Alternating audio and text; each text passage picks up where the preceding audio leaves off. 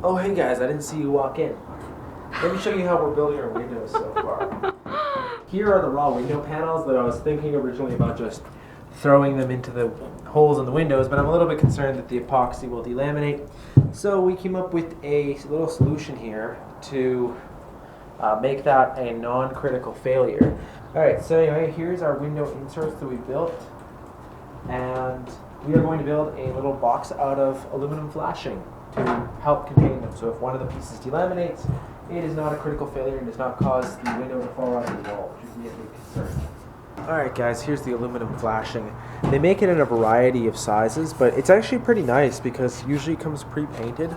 This color works super well with the tiny house as well. Basically the piece of glass, in order to keep it safe, we don't have a lot of space around the glass to build like a wooden frame like might be conventionally done. So my idea is that the aluminum flashing is probably strong enough to hold it in place, being a little L shape like this. So the glass will sit there, and then we can screw in a piece of wood later to prevent it from backing out of its little channel, right? Now you might ask, why not just use aluminum flashing? Well, the aluminum flashing will conduct a lot of heat from the inside to the outside, and where we're going to have the seal for the opening windows is going to be back here, so the wood I don't think will transmit nearly as much heat as the aluminum flashing would. But another thing too is that it's very convenient to have the wood here because it will give us something to screw into for like little latches and stuff. So I think it's a good kind of mixture of benefits to have the wood inside. But you could probably just do it with aluminum if you have the right idea set up. That's how it's going to work.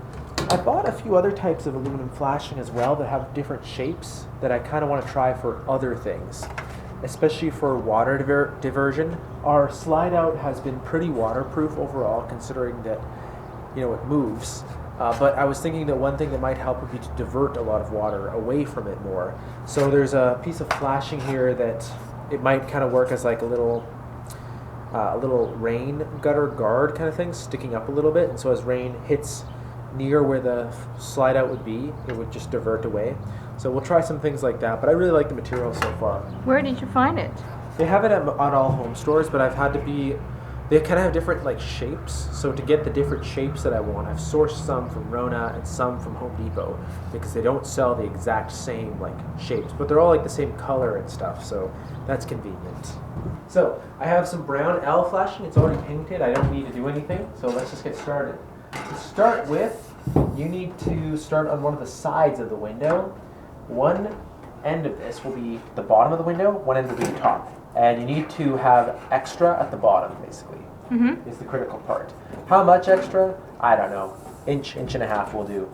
Now, you are going to have your right and left-handed metal cutting cutters. You can buy a whole set of these on Amazon for 20 bucks that has like all the types. And the thing you need to know about these is that the reason they're left and right-handed is that they'll kind of like push the aluminum flashing one way when you cut them. So the cut will either have like that orientation or that orientation, which is important because we're going to fold these over. And the top, I want it to push the metal on the right side of the cut here up and left side of the cut down. So let's see here. Leave this set of pliers, the green ones in this case. This blade will push the right side of the cut up, left side of the cut down. So let's try that. Leave yourself a little bit of extra space too. You don't want your box to be tight around the glass. So wherever it looks right here, I'm just going to move a little bit out to give myself some more space.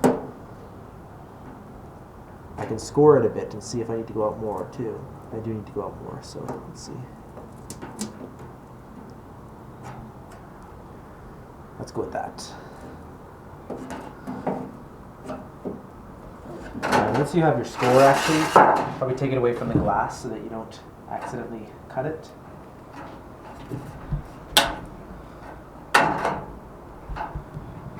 And there we go, we have our cut.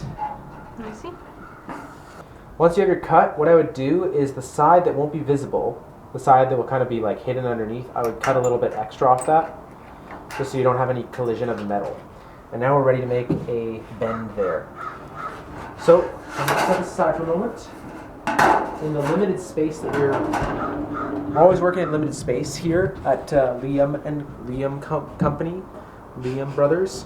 So we're going to rotate the glass just 90 degrees so that we have room to bend this. So that goes over top. Let's set that in place there. We don't have to do a super good job bending right now. We'll just kind of help it around that corner a bit with our fingers. Something like that. And now we're ready for the next cut. So same thing. You just want to make sure it's sitting where it's going to sit so you're getting an accurate idea of where to make the cut and that everything's pulled in tight. If you don't know where it's going to sit, you could accidentally cut wrong. In this case, I want the right side of the cut to go underneath and the left side of the cut to go over top, so I need the other set of pliers. So I'm line it up approximately and just put a little score there. That looks about right. It's got plenty of space, it looks like. So yeah, let's lift this up and cut it.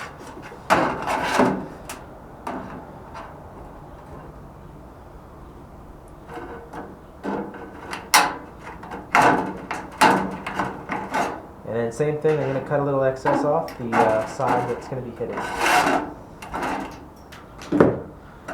There you go. Now, let's set the side. Let's rotate this bad boy 90 degrees. Typically I would wear gloves while doing this, but just be careful. Alright. Goes like this now. So we're kind of looking right now at the top of the window. Basically, I want this top piece to overlap these side pieces so that any rain that does get there doesn't start going in. And we'll do the opposite on the bottom. You guys will see in a moment.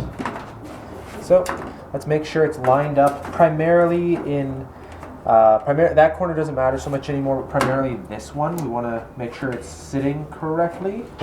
And so then we're ready to make our cut. I think it's going to be, we want the right side to go underneath the left side here. So this looks right. Score it. Score a little wider. This looks more space. That looks good. Let me cut it now.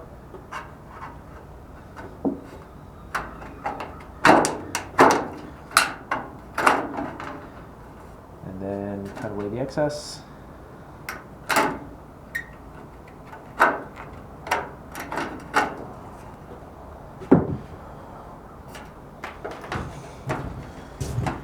And then I don't need to move the glass anymore because we have less space now. Just put that out of the way a bit. But we can see that that will form the bottom. Nice. Yeah. So now, how do we close this up? You could use an adhesive maybe, but I think the easiest thing, because this metal is so thin, is just to crimp it around each other basically. So we'll kind of do a similar thing here. We'll cut it with a little bit of extra room, just so the box isn't too tight. But we'll cut it there, and then this way, and then leave like an extra inch of tab, which is why we cut this one with excess. Same thing here.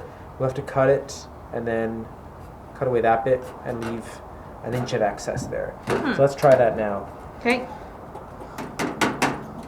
Here, it doesn't really matter, but I'm going to try and do it as if it was an actual corner, because hypothetically this one would go over top of that one. So I think that might be the red pliers here. Let's see.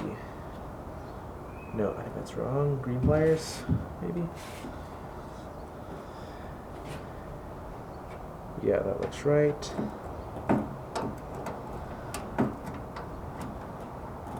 Let's mark it. Looks pretty good. Let's cut it now.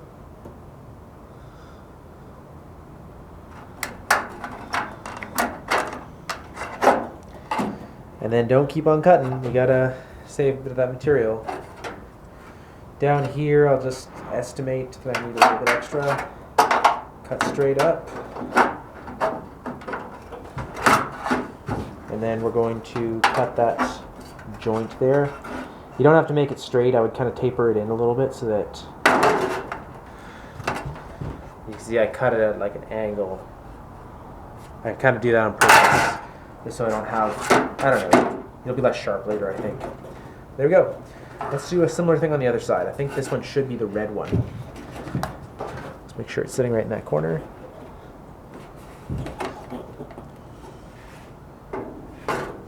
same thing. We're going to pretend that there was that it keeps going here, sort of. I think this is wrong. Let's try to group it.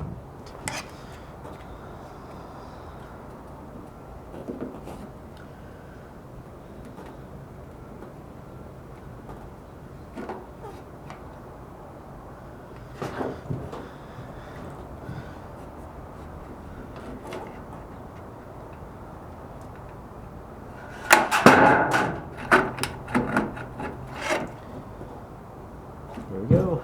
And then we'll cut this as well. There we go. There we go.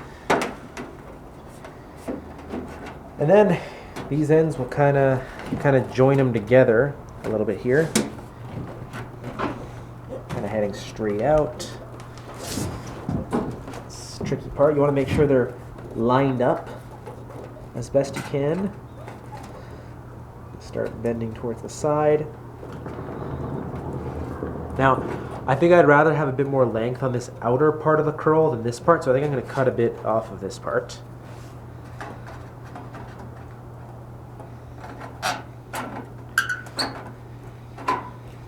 There we go. Now, looks pretty lined up. Let's get our vice grips here. There's probably a tool for doing this cleanly, but I don't have it. I don't know what it's called, so we're just going to use some vice grips. The vice grips are mostly important to start us off. Basically, we want to do like a couple of full turns with the aluminum, and that should hold it in place. Let's see. Try to get the line straight if I can too. Alright, ready? And bend. If you can continue it with your fingers, that's great. And I'm just going to take it onto a piece of steel and hammer it so that it's nice and tight. You want to make sure everything stays lined up as you're doing this as well. Front to back, especially because it's loose right now, so it can kind of move. We want to make sure that stays correctly aligned.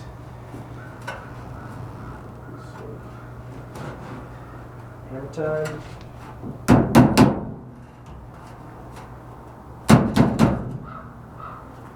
No, that didn't stay aligned.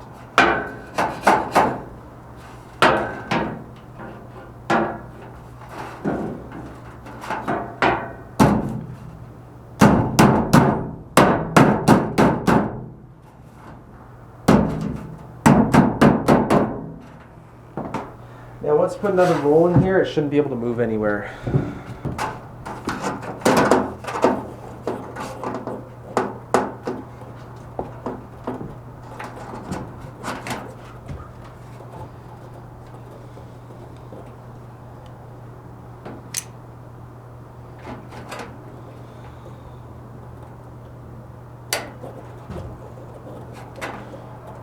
Bend.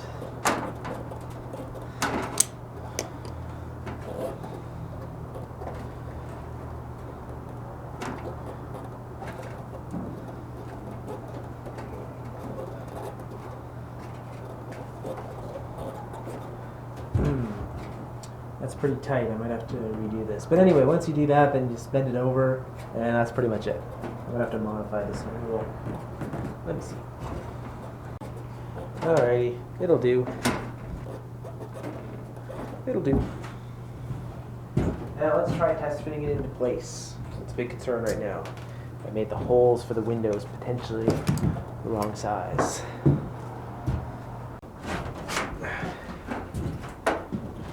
Oh, it's heavy.